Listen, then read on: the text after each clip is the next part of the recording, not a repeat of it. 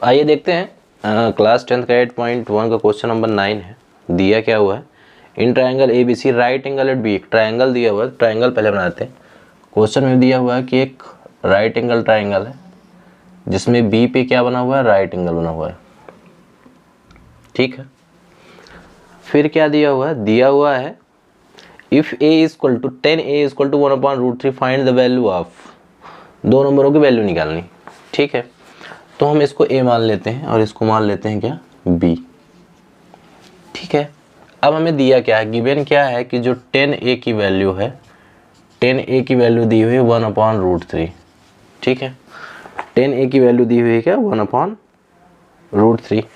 हमें फाइंड क्या करना है, दो चीज़ें फाइंड करनी है। पहली फाइंड करना है sign A cos C plus cos A sign सी। दूसरी चीज़ में क्या फाइंड करनी है, cos A cos C minus sign A sign सी। दो चीज़ें फाइंड करनी। बहुत टफ क्वेश्चन नहीं है, बहुत ही इजी क्वेश्चन है अगर आप समझेंगे तो। देखिए 10a इक्वल टू 1/√3 दिया हुआ है। 10a मतलब ये वाला एंगल दिया हुआ। ठीक है, तो भाई इसको समझते हैं। सबसे पहले करना क्या है, तो देखिए 10a का जो रेशियो होता है वो क्या होता है, तो 10a का रेशियो होता है आपका side opposite to angle a upon side adjacent. ठीक है, एडजेसेंट टू एंगल a, ये होता है क्या, इसका रेशियो। तो इसमें देखिए क्या हो जाएगा, इसकी अपोजिट क्या है, BC, तो BC अपॉन AB। अब इसकी वैल्यू क्या दी हुई है, 1/√3। तो यहाँ से ये प्रूव हो जाएगा कि ये 1 है और ये क्या है, √3 है। उल्टा, ये 1 है और ये क्या है, √3 है। ठीक है, अब देखिए इस ट्रायंगल की में दो साइडें पता चल गई, हमें थर्ड साइड निकालना है। तो इसके लिए पाइथागोरस थ्योरम का यूज़ कर लेते हैं। अब पाइथागोरस थ्योरम का यूज़ करते हैं। ठीक है, by Pythagoras theorem. Pythagoras theorem से क्या होता है, हाइपोटेनस का स्क्वायर इक्वल टू होता है परपेंडिकुलर का स्क्वायर प्लस बेस का स्क्वायर। तो इससे हाइपोटेनस का स्क्वायर इक्वल टू क्या हो जाएगा, देखिए परपेंडिकुलर क्या है, √3 का स्क्वायर प्लस 1 का स्क्वायर। तो हाइपोटेनस इक्वल टू क्या हो जाएगा, 3 + 1। तो हाइपोटेनस इक्वल टू 4 और 4 का √2 आएगा। तो हाइपोटेनस की वैल्यू क्या निकल के आती है कि 2 होगा। ठीक है, अब हमें तीनों साइडें मिल गई हैं।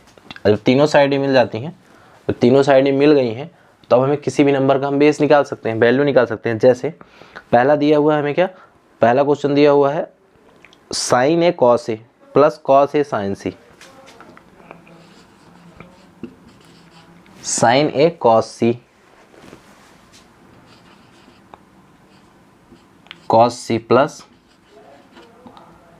साइन सी कॉस ए, ये फर्स्ट क्वेश्चन है।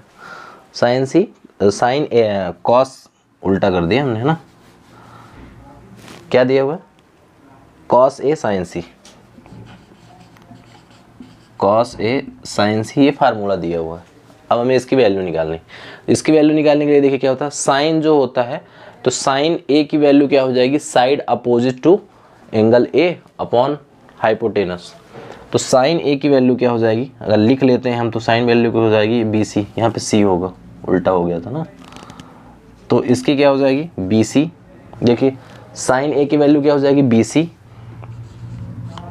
Upon hypotenuse AC into multiply का साइन है, यहाँ पे कोई साइन नहीं तो मल्टीप्लाई है। तो कॉस C की वैल्यू क्या हो जाती है, side adjacent to angle A upon hypotenuse. तो √3 मतलब AB अपॉन साइन C है। ठीक है, ये तो यहाँ पे भी क्या हो जाएगा, इंटू BC अपॉन AC और प्लस कॉस ए क्या हो जाएगा, √3/2 into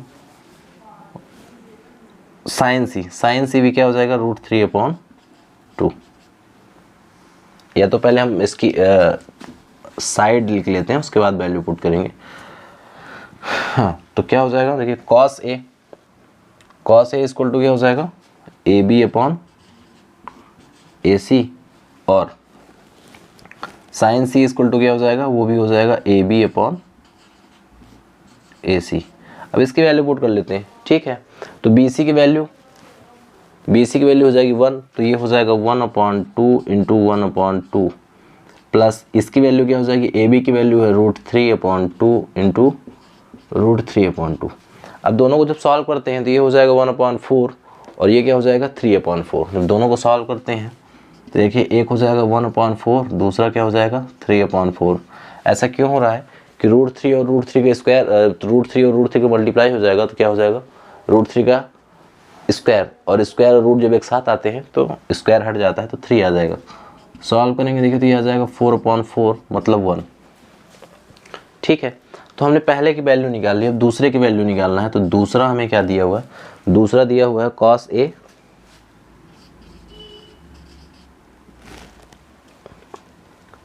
A cos C minus sin A sin C।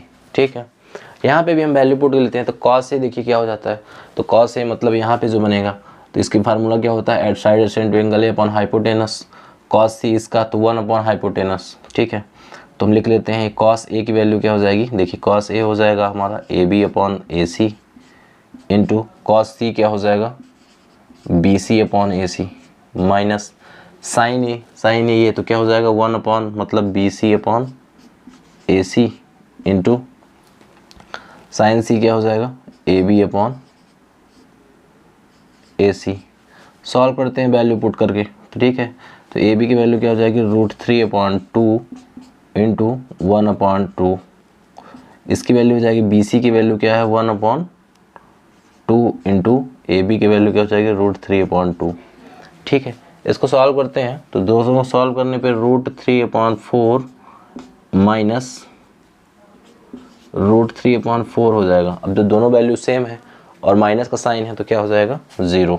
तो सेकंड वाले वैल्यू के सेकंड वाले की वैल्यू क्या आ जाएगी 0। ठीक है, देखिए अच्छा क्वेश्चन था, फिर से समझने का प्रयास करते हैं। फिर समझते हैं क्या हमें पहले क्या दिया था 10A = 1/√3 वैल्यू दी हुई। अब 10A क्या होता है, तो 10A होता है side opposite to angle A upon side adjacent to angle A, मतलब BC अपॉन AB। यहाँ पे 10A बन रहा था, इसके साइड अपोजिट ये BC कहलाएगी और साइड एडजेसेंट AB कहलाएगी। तो BC अपॉन AB मतलब 1/√3। ठीक है, तो हमें दो वैल्यू पता चल गई, इसकी वैल्यू √3 होगी और इसकी वैल्यू 1 होगी। ठीक है, अब हमें क्या था पाया, हमें थर्ड लाइन की वैल्यू मतलब हाइपोटेनस AC की वैल्यू नहीं पता थी। तो हाइपोटेनस की वैल्यू निकालने के लिए हमने क्या किया, पाइथागोरस थ्योरम का यूज़ किया। ठीक है, अब पाइथागोरस थ्योरम का यूज़ किया तो पाइथागोरस थ्योरम पता ही क्या होता है, हाइपोटेनस का square equal to perpendicular square plus base का स्क्वायर। वैल्यू को हमने सॉल्व कर दिया तो हमारे हाइपोटेनस की वैल्यू, इसकी वैल्यू क्या निकल आई 2 निकल आई। अब हमें तीनों साइडों का रेशियो पता चल गया, तीनों साइडों की वैल्यू पता चल गई, तो हम किसी का भी रेशियो निकाल सकते हैं। ठीक है, तो इसमें पहला क्वेश्चन क्या दिया था, sin A cos C plus cos A sin C। ठीक है, देखिए sin A का मतलब यहाँ पे बनेगा और sin C यहाँ पे बनेगा, ऐसे ही cos A यहाँ पे बनेगा और sin C यहाँ पे बनेगा। उसके अकॉर्डिंग हमने वैल्यू पुट की, वैल्यू पुट करके सॉल्व किया तो क्या आ गया 1 आ गया। दूसरा हमें क्या निकालना था cos A cos C minus sin A sin C। ठीक है, इन दोनों की वैल्यू हमने पुट की, वैल्यू निकाली, दोनों सेम आ रहा है √3/4 माइनस √3/4। ठीक है, तो क्या हो जाएगा ये 0 हो जाएगा। ठीक है।